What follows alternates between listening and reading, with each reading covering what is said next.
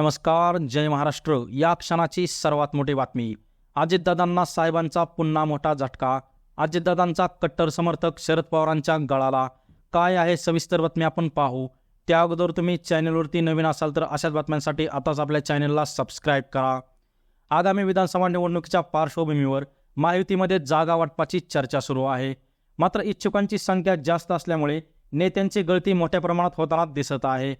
पुण्यामध्ये महायुतीमधील अजित पवारांच्या राष्ट्रवादीला मोठ्या प्रमाणात गळती लागली आहे.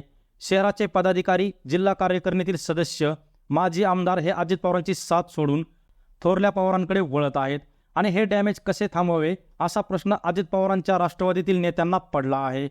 सध्या पुण्यातील खेड तालुक्यामधून एक मोठी बातमी समोर येत आहे.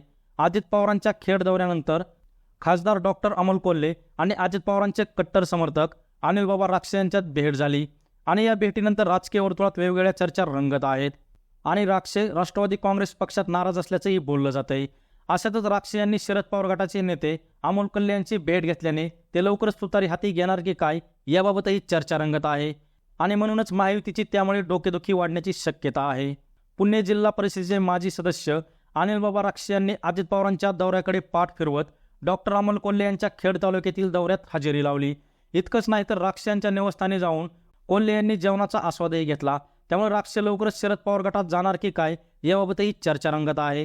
अनिलबाबा राक्षे खेड आळंदी विधानसभा लढवण्यासाठी इच्छुक आहेत. अशातच त्यांच्या शरद पवार गटामधील नेत्यांशी भेटीगाठी सुरू असल्याने राजकीय वर्तुळात ते तुतारी फुंकणार की काय असंही म्हटलं जातंय.